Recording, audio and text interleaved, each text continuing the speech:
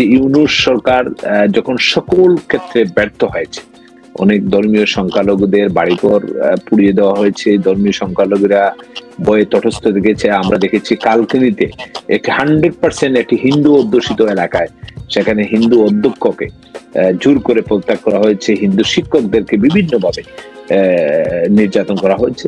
আপনি কি মনে করেন না যে ছাত্র জনতা উপরে আপনি একজন সংসদ সদস্য হিসেবে আপনি কি মনে করেন না যে ছাত্র জনতার উপরে, আন্দোলনকারীদের উপরে এক্সেসিভ ফোর্স ইউজ করা হয়েছিল? আমি একটা জিনিস মনে করি যেটা, যে আন্তর্জাতিকভাবে একটি তদন্ত হওয়া উচিত। যখন সাইদ মারা যায়, মাননীয় প্রধানমন্ত্রী কিন্তু তখন একটি তদন্ত কমিটি করেছে হাইকোর্টের 2 জন জাস্টিসকে নিয়ে। সেই তদন্ত কমিটি কারা করেছে, কোন পুলিশ করেছে? এখানে ইতিমধ্যে বিভিন্ন মিডিয়া আমরা এটাও দেখেছি যে পুলিশের সাথে কিছু অস্ত্রধারী লোক ছিল। এরা কারা, কাদের এদের নিয়োগ দিল? এই বিষয়টাও ভেবে দেখতে হবে। এটার জন্য আমাদের মনে হয় যে আমরা একটি আন্তর্জাতিক সঠিক তদন্ত আমাদের করতে হবে। তাহলে আপনি কি এতটুকু স্বীকার করেন যে there are reasons to believe যে 5ই অগাস্টের আগেও ল এনফোর্সমেন্ট এজেন্সিজ, পুলিশ বলেন, র্যাব বলেন, বিজিবি বলেন, তারা এক্সেসিভ ফোর্স ইউজ করার যথেষ্ট এভিডেন্স মনে হচ্ছে আমরা দেখছি। আমরা সেটা টেলিভিশনে বলেন, আমরা সেটা ভিডিওতে বলেন, আমরা এখন সোশ্যাল মিডিয়ার যুগ, অনেক কিছুতেই আমরা মনে এরকম দেখতে পাই। আপনি কি মনে করেন এই বিষয়গুলো ক্রেডিবিলিটির কিছু আছে বা বিশ্বাসযোগ্য কিছু আছে? আমি মনে করা বিষয় নাই। কারণ ওবায়দুল কাদের সাহেব কিন্তু বলেছিলেন, ওবায়দুল কাদের সরাসরি ছাত্রলীগকে উনি বলেছেন জায়গায় জায়গায় প্রতিরোধ করার জন্য।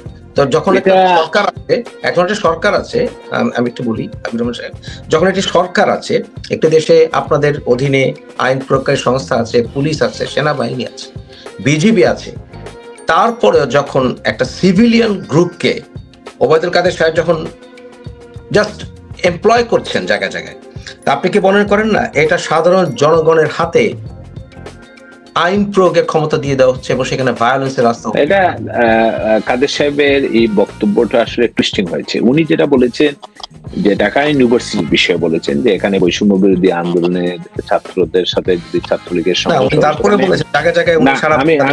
আমি লেট মি ফিনিশ, সেখানে ছাত্রলীগের ছেলেরাই ওদের সাথে কাজ করবে। আর আওয়ামী লীগ যদি মাঠে থাকতো তাহলে আপনি দেখেন 5 তারিখ, 4 তারিখ, 3 তারিখ আওয়ামী লীগের নেতা কর্মীরাই সবচেয়ে বেশি ক্ষতিগ্রস্ত হয়েছে। এই বিষয়টা, পুরো বিষয়টা আমরা আমাদের ওবায়দুল কাদেরের এখানে বক্তব্যে কোনো আপনি দেখতে পাচ্ছেন না যে ওবায়দুল কাদের সাহেব উনি বলেছেন, শুধু তাই না, উনি প্রাক্তন ছাত্রলীগের নেতাদেরকে উনি ডেকেছেন এবং তারা ওনাকে ভুয়া ধ্বনি দিয়েছিল, আমরা সেটা শুনেছি, এবং উনি জায়গায় জায়গায় ওনাদেরকে প্রতিরোধের কথা বলেছেন। এটা তো অস্বীকার করার কোনো কারণ নেই। ওবায়দুল কাদের এই কথাগুলো উনি বলেছেন। আমি একটা জিনিস বলি, ওবায়দুল কাদের সাহেব বাংলাদেশ আওয়ামী লীগের সাধারণ সম্পাদক ছিলেন। আমার মনে হয় উনি পরবর্তীতে এই বিষয়টি উনি বলেছেন যে ওনার বক্তব্য টুইস্ট করা হয়েছে, বিকৃতভাবে করা হয়েছে। তো এই বিষয়টি এই বিষয়টি আমার মনে হয় যেহেতু আপনার ওবায়দুল কাদের সাহেবকে জিজ্ঞেস করলেই সেদিন আসলে কি হয়েছিল, কোথায় আছেন সেটাই তো আমরা জানি না। ওনার কথা আমি মনে করি ওনাকে তো খুঁজে পাবেন। আচ্ছা, দেখা যাক, আমরা আরেকটু মুভ অন করি। আমরা যাচ্ছি বর্তমানে চলমান একটি পরিস্থিতি নিয়ে, সেটা হচ্ছে ইসকনের ব্যাপারে নানা রকম প্রশ্ন আসছে এবং একটা দাবি উঠেছে ইসকনকে ব্যান করা উচিত। তো আমার প্রশ্ন আপনার কাছে, ইসকনের চিন্ময়ের ব্যাপারে যে বিষয়গুলো এসছে, বিশেষ করে জায়জাজিন পত্রিকা একটি রিপোর্ট এসছে যে ওনার ব্যাকগ্রাউন্ড প্রশ্নবিদ্ধ। চিন্ময়, ওনাকে রাষ্ট্রদ্রোহিতার কারণে ওনাকে গ্রেপ্তার করা হয়েছে। আপনার কাছে আমার প্রশ্ন, ইসকনের ব্যাপারে কি একজন সংসদ সদস্য হিসেবে সরকারে থাকার অবস্থায় আপনারা কি কোনো ধারণা পেয়েছিলেন যে ইসকনের ব্যাপারে কোনো রকম কমপ্লেইন আপনারা কি কখনো, আপনার জানা মতে কি আপনি পেয়েছেন? আমার জানার মতো আমি কোনো কমপ্লেন পাইনি। আমি যতদূর দেখেছি যে ইসকন একটি ধর্মীয় সংগঠন, হিন্দুত্ববাদীদের একটি, এটা বলতে পারেন কাইন্ড অফ সোশ্যাল অর্গানাইজেশন, সামাজিক টাইপের একটি সংগঠন ইসকন, যে মানুষ সবসময় বোধহয় না, আমি সবসময় আপনার সাথে আমি এগ্রি করবো না এই বিষয়টা, কারণ হচ্ছে ভারতে নরেন্দ্র মোদী সরকার আমলে অনেক ক্ষেত্রে তারা অনেকটা সুডো পলিটিক্যাল রোল ওনারা প্লে করেছে, বিশেষ করে আমি আমার কথা বলি যে আমি যতদূর দেখেছি, আমি আমার ব্যক্তিগত অভিমত দিচ্ছি, তো একটি ধর্মীয়, বাংলাদেশে অনেক ধর্মীয় সংগঠন থাকতে পারে দেখেছে, কিন্তু এটা হঠাৎ করে বাংলাদেশের যখন পরিস্থিতি খারাপ হচ্ছে, বাংলাদেশের পরিস্থিতি যখন অবনতি হচ্ছে, অনেক ধর্মীয় সংখ্যালঘুদের বাড়িঘর পুড়িয়ে দেওয়া হয়েছে, ধর্মীয় সংখ্যালঘুরা ভয়ে তটস্থ গেছে। আমরা দেখেছি কালকিনিতে একটি 100% একটি হিন্দু অধ্যুষিত এলাকায়, সেখানে হিন্দু অধ্যক্ষকে জোর করে প্রত্যাগ করা হয়েছে, হিন্দু শিক্ষকদেরকে বিভিন্নভাবে নির্যাতন করা হয়েছে।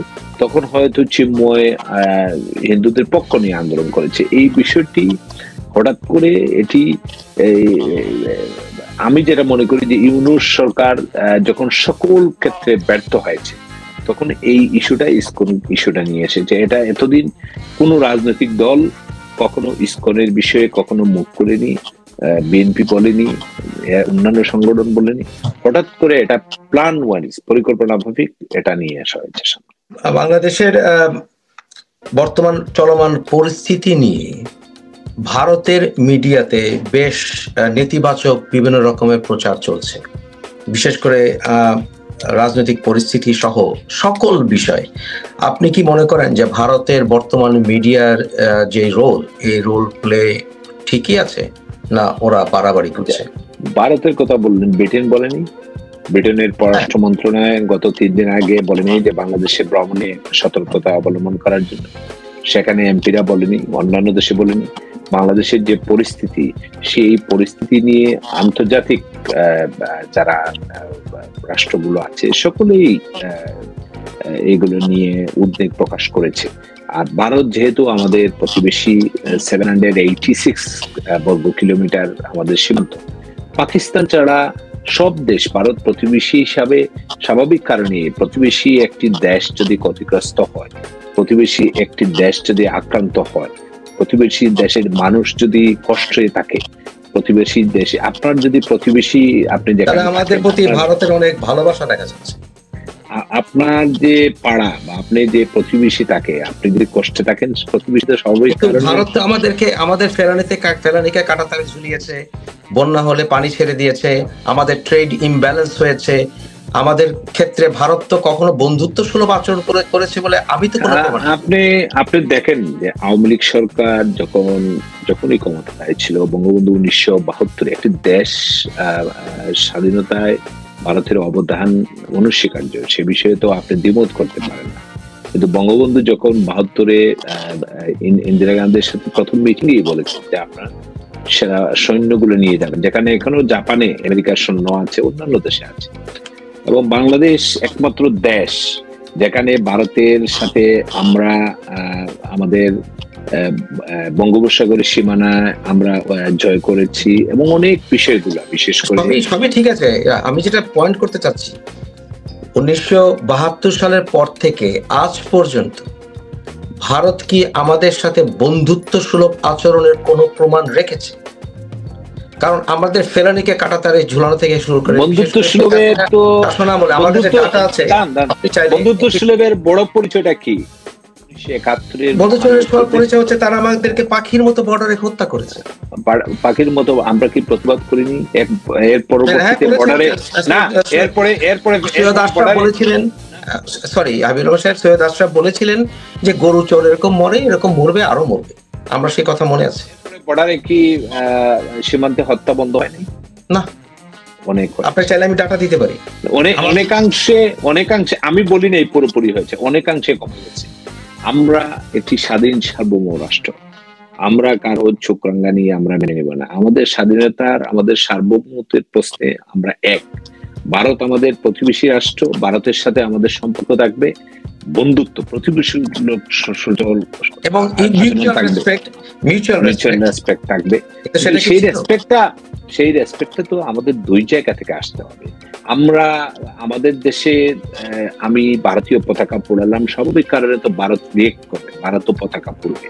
আমি আমি আমার হার্টের রিং লাগালাম, আপনি বলছেন ভারতের পতাকা পোড়ানোর কারণে ভারতেও বাংলাদেশের পতাকা পড়বে, এটা স্বাভাবিক। কিন্তু কথা হচ্ছে বাংলাদেশের অ্যাসিস্ট্যান্ট কনসুলেটের ভেতরে ঢোকা কি বাংলাদেশের স্বাধীনতার সার্বভৌমত্ব সভারেনিটির উপর আক্রমণ না? যেটা কিন্তু এক নয়। একটা এটা কিন্তু হিসাবে আমি একজন বাংলাদেশের একজন নাগরিক হিসাবে আমি কেউ এটা মেনে নেই। আমরা এটা তীব্র নিন্দা, তীব্র প্রতিবাদ, এবং ভারতীয় সরকার কিন্তু দুঃখ প্রকাশ করেছে। এর জন্য 3 জনকে বোধহয় সাসপেন্ড করেছে এবং 9 জন বা 11 জনকে অ্যারেস্ট করেছে। ভারত কিন্তু অ্যাক্ট করেছে সাথে সাথে। এটা আমরাও নিন্দা জানাই, কিন্তু একটা জিনিস বুঝতে হবে যে এখন গ্লোবালের যুগ। আপনি যে দেশে ছিলেন অনেকদিন, ইংল্যান্ডে, আমরা ইউরোপ থেকে আমাদের পণ্য আসলে আমরা ইংল্যান্ডের লোকরা এখানে কোনো উৎপাদন হয় না, পেঁয়াজ উৎপাদন হয় না, আলু উৎপাদন হয় না, অনেক কিছু উৎপাদন হয় না। এখন আমরা একটি দেশ যেখানে 764 কিলোমিটার হলো আমাদের সীমান্ত, আমাদের তাদের সাথে সুসম্পর্ক রাখতে হবে। আমরা আপনি আসিফ নজরুল সাহেব বললেন যে 26 লক্ষ ভারতীয়রা বাংলাদেশে চাকরি করে। আজ পর্যন্ত আসিফ নজরুল একজন ভারতীয়। আমরা বললাম যে আমাদের ইলিশ মাছ দেব না, আবার ইলিশ মাছ দেব। আমরা ভারতীয় পতাকা পুড়াবো, ভারতের বিরুদ্ধে মিছিল করবো, আবার 10 লাখ মাছ। আমরা একটু ডাটা সংক্ষেপে দিয়ে নিই। 2023 সালে বাংলাদেশের বর্ডারে 28 জন বাংলাদেশিকে হত্যা করেছে ভারতের বিএসএফ। সর্বমোট আহত হয়েছে 56 জন। 2022 সালে 18 জন। 2021 সালে 17 জন নিহত হয়েছেন, 31 জনকে আহত করা হয়েছে, ধর্ষণ করা হয়েছে অনেককে। 2019 সালে 41 জনকে হত্যা করা হয়েছে। 2020 সালে 11 জন বাংলাদেশিকে হত্যা করা হয়েছে। ডাটা অনেক হাই।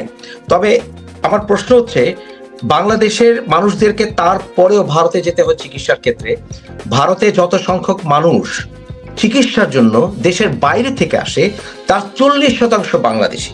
তাহলে আমার প্রশ্ন হচ্ছে, আমাদের বাংলাদেশের, আপনারা 15 বছরের বেশি ক্ষমতায় ছিলেন, পৃথিবীতে আফগানিস্তান সহ যে কয়টি দেশ স্বাস্থ্য খাতে সবচাইতে কম টাকা খরচ করে, এবং চিকিৎসা এবং শিক্ষা, এই দুটো খাত, চিকিৎসা শিক্ষা মূলত এই দুটো অত্যন্ত গুরুত্বপূর্ণ খাতে অ্যাভারেজে তাদের জিডিপি থেকে ন্যাশনাল বাজেট হিসাবে সবচাইতে কম পৃথিবীতে যে কয়টি দেশ, যে 10টি দেশ সবচাইতে কম টাকা খরচ করে, তার ভিতরে বাংলাদেশ। আপনারা 15 বছর ক্ষমতায় রইলেন, আপনারা এটা কখনো বাড়ানোর ব্যাপারে কোন রকম পদক্ষেপ নেননি। আমাদের বাংলাদেশের মানুষকে এখনো যেতে হয় চিকিৎসার জন্য। দেখেন, আমি আপনার সাথে দ্বিমত না। স্বাস্থ্য খাতে আমাদের সফলতা যেমন, এটা কি সিন্ডিকেটের কারণে? না, আমি বলি, স্বাস্থ্য খাতে আমাদের সফলতা যেমন আছে, আমাদের ব্যর্থতাও আছে। সফলতা কোথায়? না, সফলতা আপনি করোনাকালীন সময় আমরা ভ্যাকসিন দেইনি, আমরা স্বাস্থ্য সেবাকে আমরা মানুষের দোরগোড়ায় পৌঁছে দেইনি, আমরা গ্রামে কমিউনিটি ক্লিনিক করি নেই, আমরা উপজেলা স্বাস্থ্য কমপ্লেক্স। কিন্তু এটা মানুষের একটি ধারণা হয়ে গেছে। আমি আমার ব্যক্তিগত কথা বলি, আমার নির্বাচনী এলাকায় 3টি উপজেলায় 3টি আমাদের উপজেলার স্বাস্থ্য কমপ্লেক্স আছে, কিন্তু মানুষ সবসময় শহরে যেতে চায়, উসমানীতে। আমাদের বাংলাদেশের মানুষ সুযোগ পেলেই, আমাদের কিন্তু দেশে অনেক উন্নত মানের, ভালো মানের হসপিটাল আছে, এখানে অনেক টাকা লাগে, কিন্তু এরপরেও মানুষ সিঙ্গাপুরে চলে যেতে, একটু জ্বর হলো সে ইন্ডিয়াতে যেতে চায়। আমি মনে করি এটা আমাদের পরিবর্তন করতে হবে, এবং আমরা দেশের বাইরে যাওয়ার চিকিৎসার জন্য যেতে চাওয়া, তাহলে এটা একটা শক ট্রেন্ড।